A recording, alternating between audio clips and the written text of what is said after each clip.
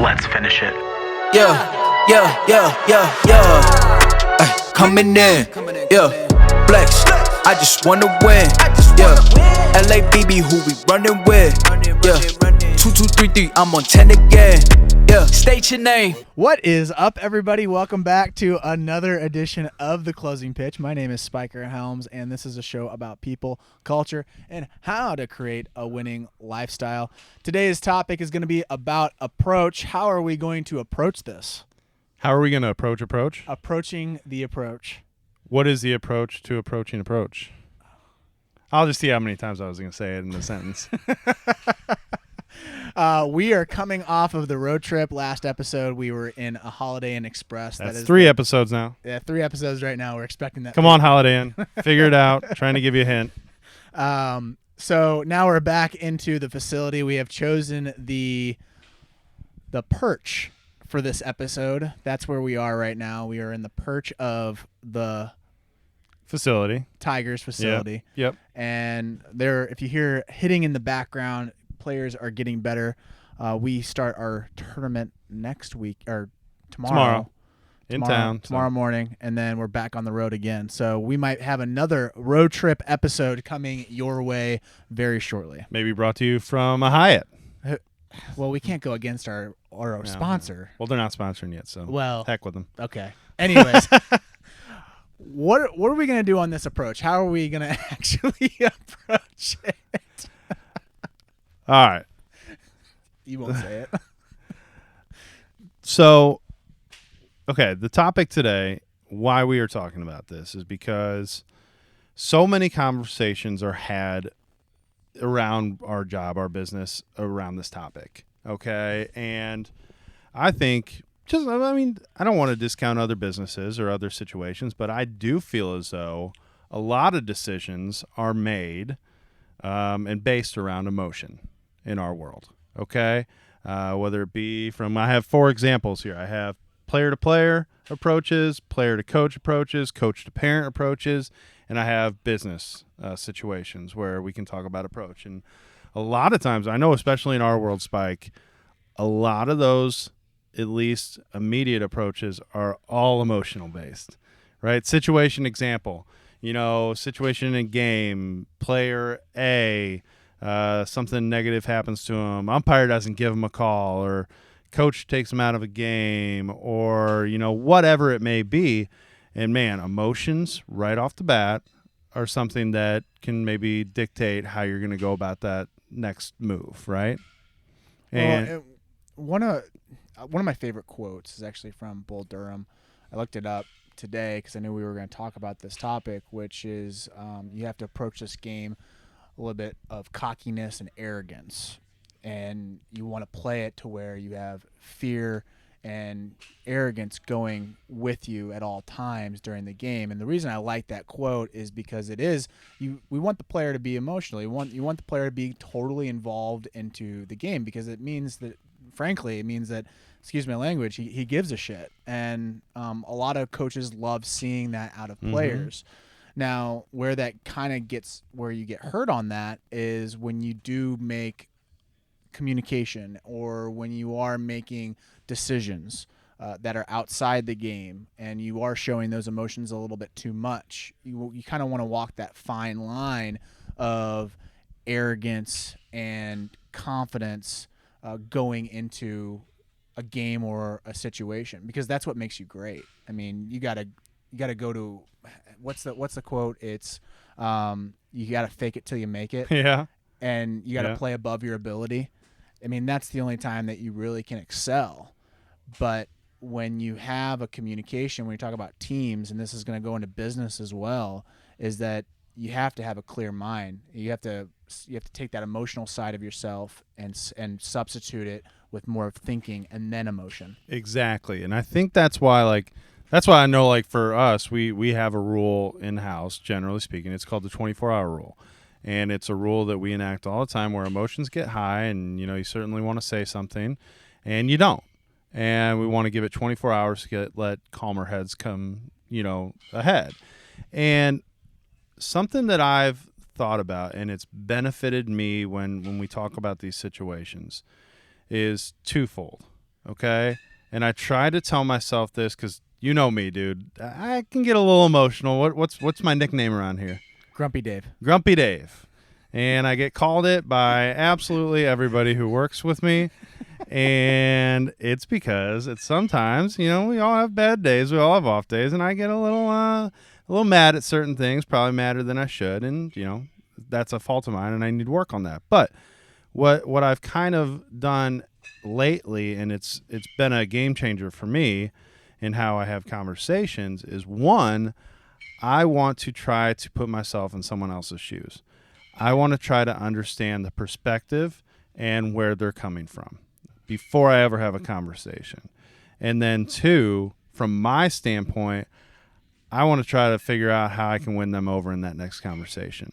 Not just being like that cheesy salesman me, like say what you want to hear, but come from a real genuine situation of how can we both walk out of this conversation, and even if we disagree, having a mutual respect for each other. I view that as a win. Anytime that I get into these situations, I always like asking questions if I know that the tensions are going to be high, because what questions do is you end up getting to the root cause of what the problem actually is. Because if you don't know what the problem is, you're assuming, and when we all assume, we end up making a really bad decision. You're generally wrong. If you want to find out what assumptions do, just watch a Hollywood film about romance. That's literally what happens. Yep. You get to assume, someone gets pissed off, and then there's a breakup, and then you're like, oh no, I can't believe they broke up, and then anyways. So anytime that I'm in that situation, I want to ask questions, and I want to limit the conversation as much as I possibly can. Limit the conversation meaning I'm not going to go down certain paths. I want to figure out what the problem is. That's my main goal. And I feel like when I was younger and when I was a younger coach, I would just say whatever to end the conversation and just try to make the conversation just, what do you want? Go away. Yeah, Like, go go away. away. What do you do? What do you want? Rather than what the root cause is, well, what's the history? What has happened in the past with you? Yep. Because that's probably what's going to happen is that past is going to come up and they're making a comparison of this situation looks very similar to the situation that I experienced back when I was 10 or 11. You know what I'm saying? Mm-hmm. So whenever you do get into that situation, think about what's the best question that I can ask right now. So let's put this into some context, okay? And I'm going to start with, let's just start because it's the first one I saw, business type situation, okay? Everybody's seen this one, okay? This is customer service 101, or at least it should be. Customer shows up, okay? Something goes wrong. Customer gets irate, gets very emotional, has a major problem with the situation at hand. How do you handle it? What do you first do? The first question is, well, what's the problem? What's the problem? Okay, so that person's probably going to fly off at the handle and start saying, especially the ones that get emotional, right? They're going to fly off at the handle. They're going to say 5 different things. Well, this is the problem. You should do this better. And here and whatnot. And at some point, you have to diffuse that situation. Well, you can't fight fire with fire. Correct. I've been on both ends of the spectrum. Everyone's been a customer where Sure, they're not happy. And I've had companies that have handled it extremely well. And I've had other companies that literally they fight firepower, and they point their finger like, well, this is what you did, and you did that, and Well, yeah. you're the worst person in the world. I'm like, well, I'm the person with the money. Right. Well, I'm going to skip to the I'm going to skip to the end, and then we're going to come back to it. Because there's only 2 ways that ever ends. I've ended that conversation exactly like you said, basically being like, well, kick rocks, dude. I don't want to ever talk to you again, and I'm never going to do business with you guys ever again. You're never going to get my money. Mm-hmm. See you later. Or I come out of it, I'm like, holy cow, man, I have somehow that dude flipped that script on me, and I have much found respect for this company. It makes you more loyal to the company than anything 100% else. more loyal. Way more loyal. That's the big thing is if you have – a lot of people hate controversy. They hate that aspect of one-on-one, mano-a-mano, we're going to see who wins this battle. Mm-hmm. They don't want that. With me – maybe it's just my characteristics. And I used to be different, where I was like, I would try to run the other way because I 100%. want people to like me. Yeah. Everyone wants everyone to like each The other. term's not controversy. It's Confrontation. Confrontation. Yeah.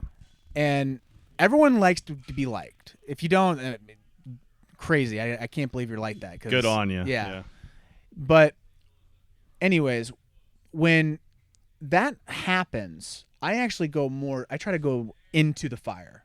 I try to get my fire suit on, and I just try to run as fast as I can into that fire, because if I can get there and I can tame it, then I know that I have the opportunity of actually winning over the customer even more. So let's not jump back into that situation. So customers irate, situations getting a little out of control. As you say, the fire's growing. Mm-hmm. Okay, you're the ambulance. What are you doing? Or not the ambulance. You're the fire. What's it called? The firefighter. The firefighter. You're the firefighter. What are you doing? Just to let everyone know, we've been just running on fumes. It's all lately. good. That's just They know what I'm mid-season. talking about.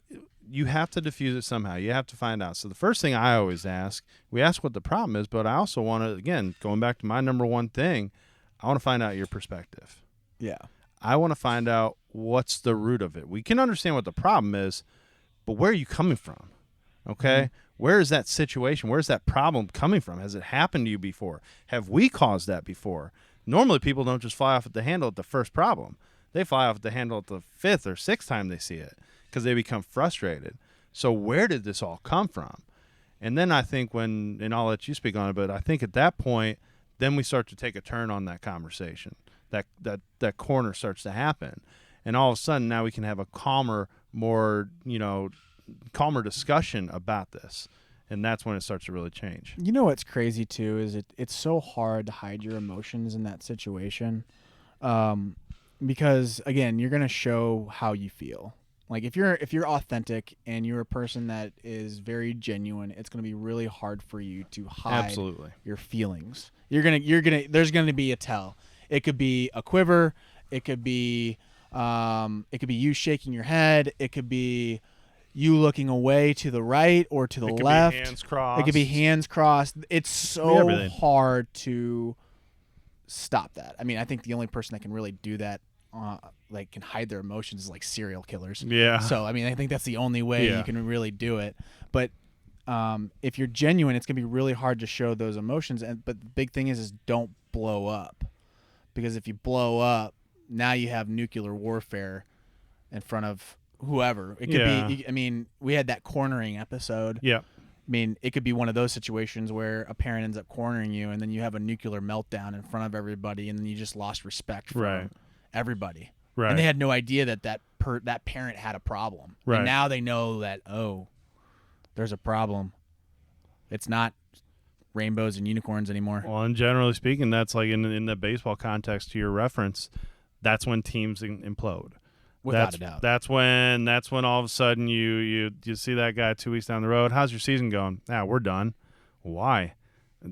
Long story. Well, we imploded. Yeah. And then it's always the blame of like, oh, it was because of this one parent. Well, maybe it wasn't the parent. It'll maybe be you. like it'll be from the coach's side. Well, the parents are crazy. And from the parents' side, well, the coaches were terrible. Oh, the coaches And were god awful. and And they'll tell stories about it. Yeah, and it's because War stories. To me, again, that can all be resolved if again we use those two things. Yep. Look for the perspective. Save the war stories. That's the big thing. You don't want to be the war story. So let's say you jump into that situation again, and you're starting to really find out the root cause of it. And I think when you try to really dig deep on it, you are going to find out something that you didn't know. I guarantee it. You're going to find out a perspective from that person that you don't know, because you can't know. You cannot have any clue you're not that person. It could be a story. Yeah, it could be a story. It could be an example from the past. It could be something that just happened to him last week with another sibling. You have no idea, okay? Or there could be a family issue that you have no clue whatsoever. I've had that before where it's been a family issue where there's been like a death in the family, and they've been trying to figure out how to handle that with their stress, son or man. daughter. Like that stress like sneaks up on you. Even a better one yet that is unemployment. Same thing. Like they're trying to figure out how to make bills and everything. It could be a bad day, a bad week, a breakup. It could be anything, and all of a sudden that's all unloaded on you. So I think diffusing that and understanding where they're coming from really leaves that corner. So now you've got that situation calmed down, right? Okay. Now what do?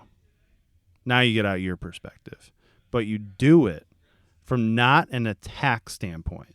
Like, I do not want to project my views, my reasoning onto preaching. you. I don't want to preach. It's Correct. a preach. Correct. That's the big thing. It's the preach.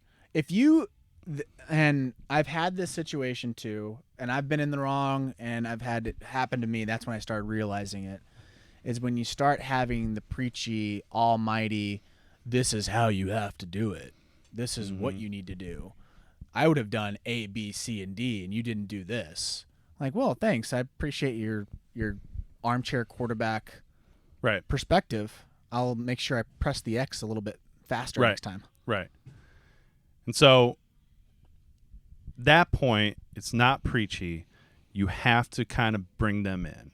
You have to be like, situation is, hey, this is what I was thinking, and try to lay it out. You know what the best thing is I don't think that you should apologize just to apologize. No. If there is not a reason to apologize, please don't freaking apologize. No, don't do it just to please. But if there is where you do see that you are in the wrong, I think that is the best transition to going into your pitch and where you're coming from. I think it shows vulnerability.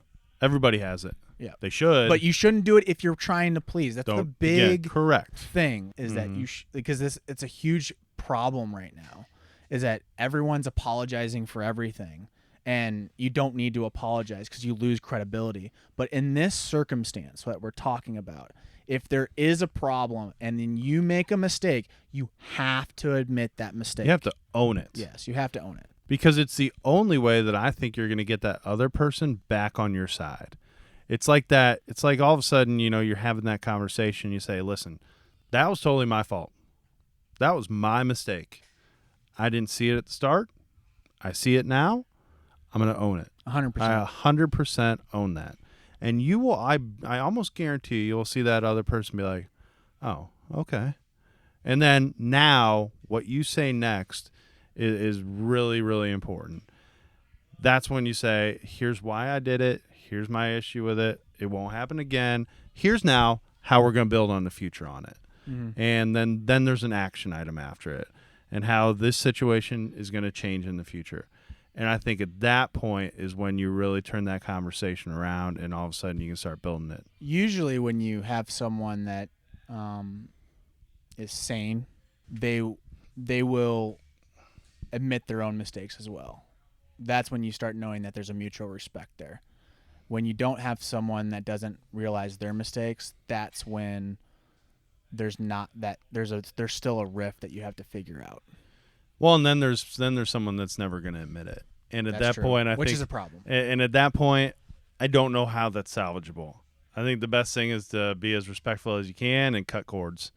Mm-hmm. Because I don't think that situation's ever going to change. And that's a situation where I think everybody has a friend or someone they know, or you're probably not friends with them anymore, but you have someone that you know who just always is blaming the world. That it's always somebody else's mentality. fault. That this situation didn't go my way because of this. This situation didn't go my way because of this. I can't seem to cut a break. Everybody's out to get me. I hate to break it to you guys, but you're never going to win a conversation with that. You're never going to win someone over that way. Yeah. It's the same. I mean, you see it all the time. There's always going to be too many problems. It's the same guy that's complaining. Well, I'm not here because I did this, or I was going to be this guy. I had this invention idea, and this happened to me. It's a victim mentality, which is rampant through our country right now. But if you can get that victim attitude out, and it's more of a confident, more of approach, taking ownership, that's when problems are solved, without a doubt. I always talk about you see those things on social media, those little diagrams of this is what it looks like to continuously win. It's not a straight chart up, right? It's not a straight upward trajectory. It's that thing that goes up, down, sideways, left, and right. Well, I always kind of think it's like this, that you kind of have to go a little bit down to go a little bit more up, to go a little bit down to go a little bit more up. And you just continuously do this. Well, I think in this situation, that little bit down is admitting fault, is admitting mistakes. And then the going up above where you were is understanding that mistake happened, and now how do I fix it? Yeah. I view it as a loop. We talked about Yep. it the 2 episodes Yep. ago. Yep. It's that Ray Dalio loop where you end up going higher, projected to go Higher. up, and then all of a sudden you're like, "Whoa, what happened here?" Yep. And you just completely fall. Yep. Oh, And then yeah. you try to make this transition, and you can either fall completely down, and then that's when you have the team just completely implode, or you end up finding a way where there's a mutual ground, and then you make that transition back up. What's interesting is that when you're making that slope down, you are going to be extremely angry. You're going to be extremely fearful at the same time.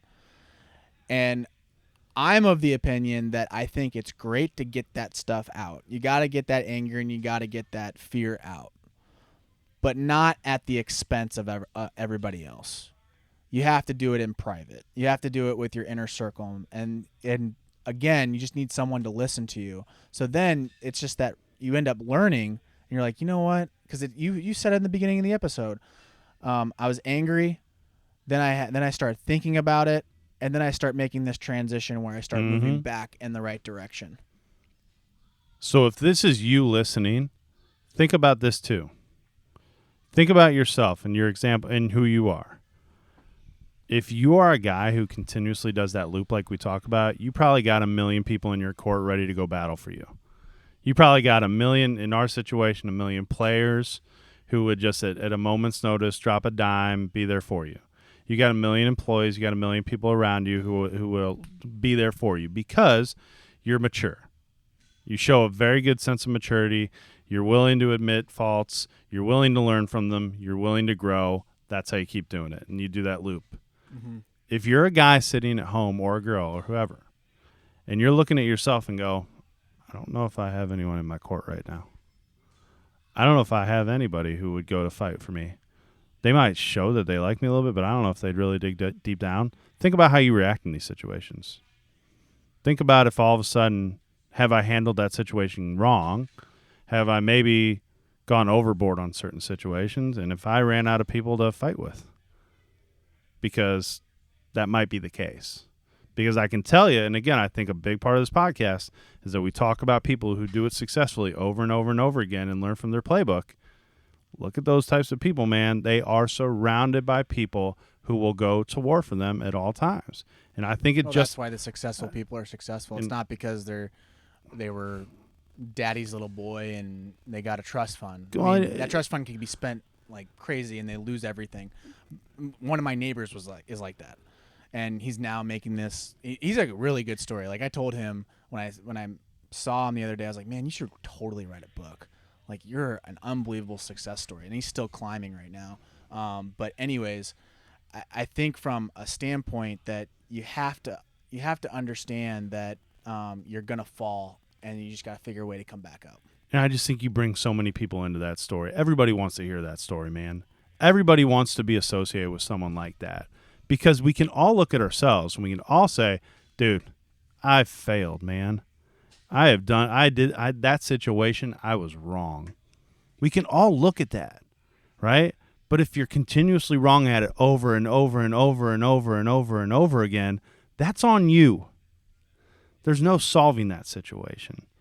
But if you're that guy who is learning from those failures and takes that into your next conversation to grow that conversation better and not look at that person as that person's attacking me. I need to attack back, but maybe look at that situation as in terms of how can I get that guy on my side? How can I learn more from that guy? Even though he's angry at me and mad at me, I bet you anything that if I look at his perspective and I learn this way or that way, I bet you I come into that conversation better. And even if we leave on terms where we still don't agree, I can come out better. That's that growth mindset that we're talking about. You can learn a lot about Floyd Mayweather and how he fights. Transition of the year again, my gosh. there. Holy cow. I'm in. So he's a guy that lets the other guy wear out. Yeah. Just right out of the gate, just wear yourself out. I'm just going to end up taking those punches, move around. You're going to miss a lot. You're going to take as many punches as you possibly can. You might land a few. But then at the right moment, I'm going to come back, and I'm going to end up squaring up my punches. You got to be the same way as Floyd Mayweather, where you're taking that heat from the other person if they are mad at you, or you're taking that situation that comes in head on to you, and you have to take those punches, and you have to take them respectfully. And then when you see the moment where your head is completely clear, then you can start making your moves. Mm-hmm. So take a step back, think about it. Let the situation calm down.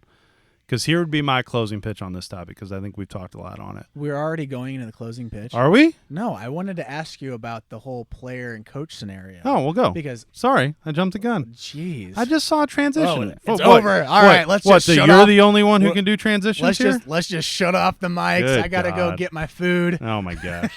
Well, here you go. Hit me with the example. What's up? Okay. So we've talked about the coaching perspective, or the person that's the higher up that ends up taking it from the person that's in they're probably lower, either a player. Okay. How does a player actually handle that? But with not even starting a situation, not even starting a problem. How do you approach, you have a problem, but you don't want to make the problem into nuclear warfare? Because you're worried about that position of authority. Yes. That's what you're talking about. Because they have a viewpoint of they have all the control, they have all the power. They can squash me at any moment. Yep. My life is going to be completely ruined. It's like The Devils Wear Prada. Well, You seen that movie? No. It's a good movie. Does that sound like a movie I'd watch? I don't know. It's a good movie though. Sounds like a movie you'd watch. I'd probably watch it again if I did. I'm just kidding. Okay. So I gotta look back, because I gotta think about my own perspective in that situation. So I'm gonna go back to myself as a player, and something I was always told was, you be respectful to your coaches. Your coaches are out there taking their time to help you. You be respectful. Now, that is true, but does that mean that you can't approach a coach with a situation or a problem? Okay, and something that I think you can always do really well with, and I think that especially with like younger people these days, just point it out, young people, you're not great at communication, okay? And there's a big reason why, and it's that thing that's in your hand all the time. You're texting, you're doing this, you're not taught so often how to verbalize your emotions, okay? You're not taught how to approach adults all the time that well. And I want my players to understand something, is that anything you have, and sometimes we always say, even outside of baseball, if this is a life situation, you think that I can help or that you have an issue, I want you to feel comfortable enough to approach me with anything, okay? Because that's what we're here for. It's so much above coaching. It's way more than the X's and O's. So if you approach it that way to at least a start, I think that then that position of authority doesn't seem so daunting. That doesn't seem so scary, because, yeah, you can look at a coach and take this example. You got a coach who's coached for a long time. He's won X amount of games. He's had so much success. He's sent so many players on. So you think that, man, I can't bring up this issue that I have because he's just going to yell at me, right? And it's just that problem's gonna fester over and over and over, and it's never gonna become solved because you're afraid to start a conversation. But again, it's the key word, approach. If that player goes up and is yelling and saying, "Why didn't you do this? Why am I not playing? Why am I not in this game? Or I'm something X and O. Why is Jimmy doing this and I'm not? Or why is he getting this opportunity and I'm not?" If you approach it that way, again, we've talked about in previous episodes, that might be a defense mechanism you're going to get from the coach. But if you come up and be like, in a respectful manner, which I think is the way to approach all of this, any of these situations, if you come up from a mature, respectful manner, Coach, I'd really love a minute of your time when you get a chance. I'd love to talk to you about an issue that I'm having. I think more times than not, you see that coach go above and beyond for you. Because if you're a coach, I hope you're in it for the right reasons, to help people develop, to help them become better young men, young women, etc. I think you're going to see that coach jump in and be like, okay, yeah, what you got, man? What's going on? Well, you're touching into the right emotional side of the coach instead of the other emotional side, which is the attack side. If someone attacks you, you're going to end up trying to protect yourself. That's just human nature. If you come in hot, I gotta throw up my guard. If you come in the direction that you're saying, you're coming more on the direction of not sympathy but empathy. Mm-hmm. Trying to understand. Because we've all been there as players. That's why we're in it. I mean, we're in it because we saw some things that we wanted to correct, and we saw probably a mentor that we saw a mentor that handled it the right way, and we wanted to give the same thing back because it was such a big impact onto our lives. So I think the right approach is going what you're saying, which is, hey, this is what I'm thinking. This is how I see it. What do I need to do? How do I need to approach this? Because then you're coming at a one-to-one level rather than approaching it as more of a, I'm on one side, you're on the other side. We're all on the same team here. We should be, right? Yep. We should be, and that should be always how that conversation started, and that should be how that conversation is going. It's a we versus I thing. We've said it a million times. And this will help with a lot of the coaches out there or someone that's higher up. And I got this from professional baseball. Take it if you want to. Use it sparingly. I don't think that if you're dealing with younger players, you should do this. But if you're dealing with players that are in high school or you're dealing with a staff that is relatively close to your age, go with them calling you by your first name rather than by coach or by mister. Because the reason that you don't want to do that is because then the communication line is a little bit different. And you have to understand, if you do say Mr. or you do say coach or you do say Mrs., understand that you're going to have to go the extra mile in figuring out the problems yourself. Where if you go one-to-one, where you call me by my first name, they're going to be more comfortable coming up to you and asking you the questions. It's like an easier mindset. Yeah. And you think that it's crazy, like, oh no, we have to go by coach. Try it. It literally will change the atmosphere of your team. Coaches also don't view it as a sign of disrespect. It's not. That's like an old school thing. Well, Coach Gutton, who we call Coach Gutton, we called him G. That was his name. One letter, G. And then the assistant coaches was Lump, who was Coach Evans. We called him Lump. And we called Coach Thomas 20 because his number was 20. Why did we call them nicknames? Because it was a one-to-one comparison. It was able to talk to them whenever we wanted to. Now, here's your example. That wasn't something that came from players. That came from coaches. Yeah. They were the ones who said, call me that. They initiated it. Probably one of the players ended up along saying the time, it. yeah. At one point, and then it just stuck. And he whenever someone said coach, he's like, because Coach Gutton actually told me this. Don't call me coach. G. But players coming out, like if a coach is saying like, hey, whatever, I'm Coach Smith, okay, and you decide that you're going to call him Smitty, okay, that might be a bad approach. That will be a problem. That would be a bad approach because then it would be coming from a line of disrespect. Yes. So again, it's all about how you approach. But I like that. I like that way. Yep. I think it's just if you're a higher up, you're able to make that call on that. I think like, if you look in a business standpoint, the CEO doesn't say, please call me CEO Andy. It's my title I've earned. So if you don't, you're out. See ya. Yeah. They don't do that. My econ teachers, they're all doctors, and they did not want us to call them doctors at all. It was because like if I went into the biology department, it was totally different. You had to call them. It was very stuffy. Yeah. You had to call them by their names. Like I got my degree and I was a doctor and I went all through these years for you to call me Mr. I'm a doctor. And then everyone's like, oh, okay, sorry. I won't come to you anymore. Yeah. That's the last conversation I had with literally, you. I bet you I could go down to Missouri State and just walk in and just see those people and be like, hey, what's up, self? How's it going? And that's huge. That's a relationship. Like, I still feel comfortable going back there. If they end up going where you have to call me doctor, I'm not not going back there. Hell no. Nope. No way.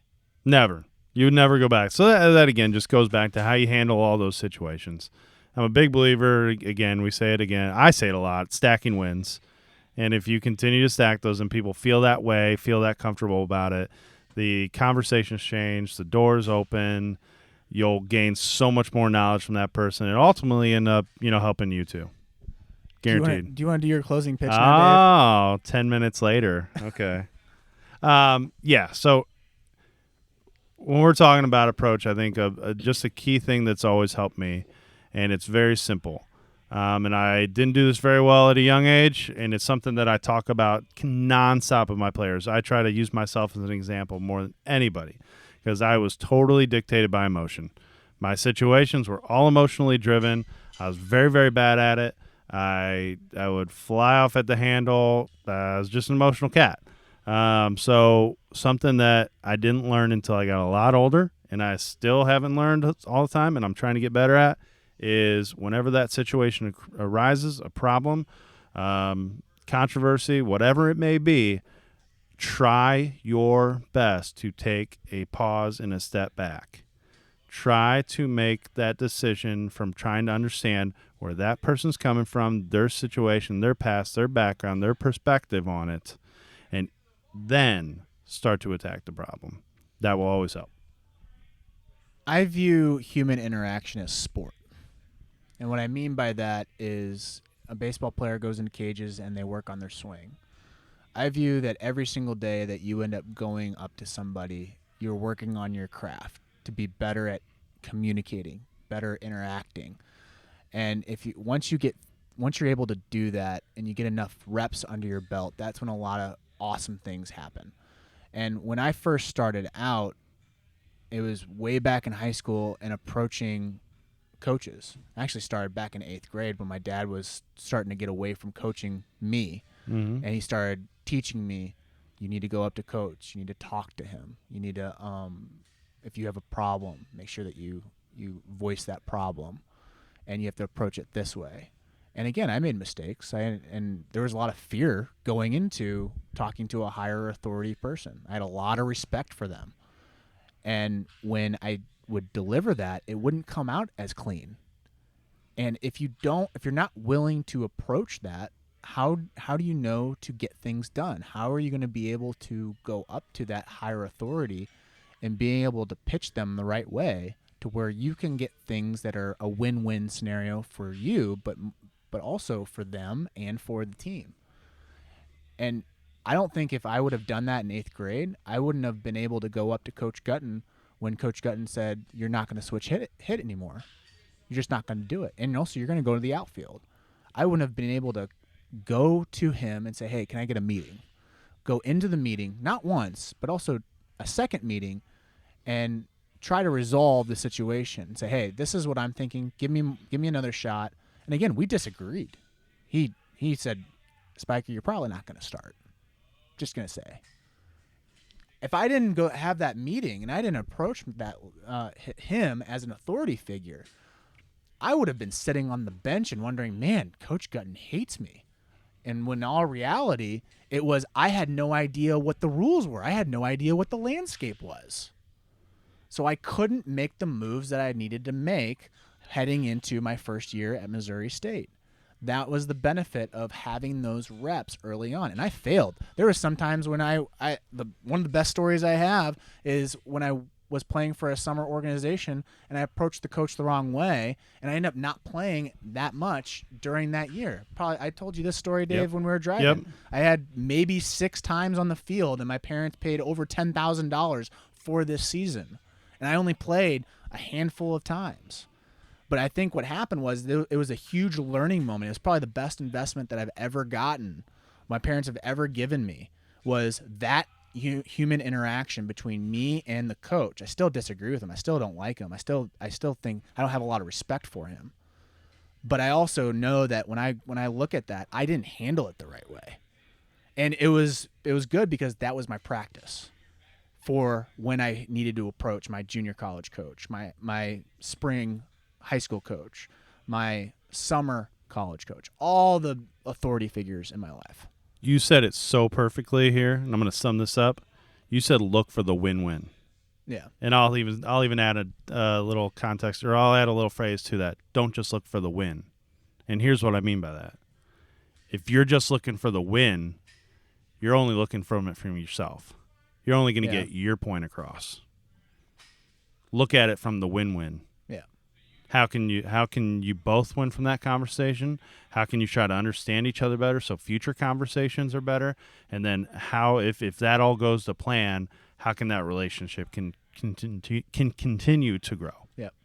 View human interaction as sport, and you'll get a lot better at it. Trust me. Bingo.